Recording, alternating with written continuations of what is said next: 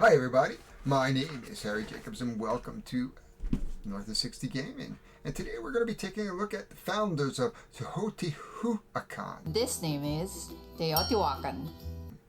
It is a tile laying game and it reads, travel back in time to the founding of one of the greatest cities of Mesoamerica and become once again a part of history. Design the foundations of a great pre-Columbian civilizations with all its buildings and temples and grand pyramids in the center. Prove to be the best among competing architects and your projects will score you a spot amongst the great founders of Teotihuacan. Founders of Teotihuacan, 1 to 4 players compete to create this best designed city of Teotihuacan. Over the course of 3 or 4 rounds, players place the discs on action spaces forming towers of various strengths and perform actions that allow them to build temples, buildings, and pyramids central to the vision of Teotihuacan. Once the ellipse comes, all designs are assessed and players who score the most points wins. So, let's take a look at this game and see what's going on. But anyway, we are going to take it from the unboxing straight through a playthrough. It is for 1 to 4 players. It's 60 minutes, 14 and up. The game is by Philippe Gloex, and the solo mode is by David Tsurtsky and Blatzy Kubacki, and it is by Board and Dice. They make some of the really good games, and this is quite a good one for me because we just bought a Xoloitzcuintli, which is a Mexican hairless dog, which would have been used by the Mayans and Aztecs back in the day 600, 700, 800 years ago. This breed is about 3,500 years old. So this is it. This is the box. It is a pretty standard box. Here's the back. And you can see it's basically a polynomial building game of the city, and each place has their own city. And we are going to build up our cities and our architectures with our architects, and we will take turns taking actions. And this is a reduced version of Teotihuacan. So altogether, this name is Teotihuacan. Teotihuacan. Oh my gosh. This is a reduced version of this game, so it's not as big. Plays only in about an hour as opposed to the other one, which is a 2 to 3 hour game. So let's get the box open and learn the pronunciations. Oh my God, Teotihuacan. Teotihuacan. I'll practice that 17 times.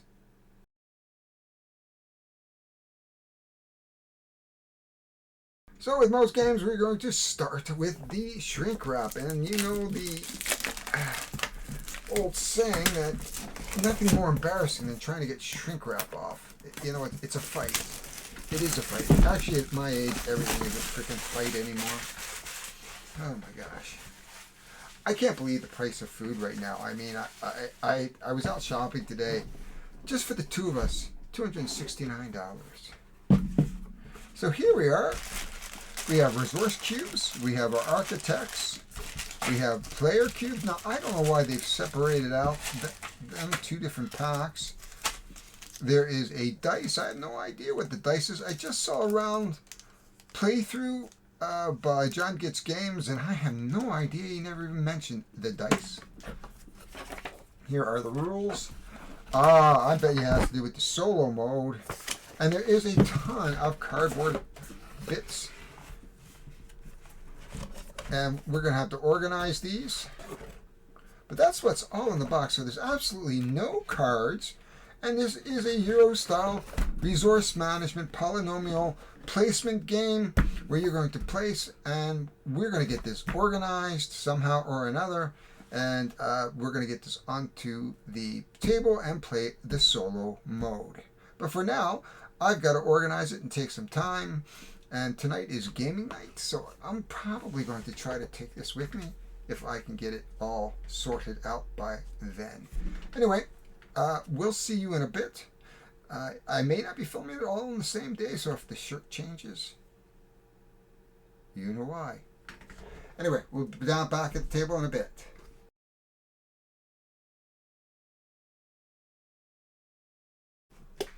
So like always, I've had a chance to organize this game from Philippe Gloex.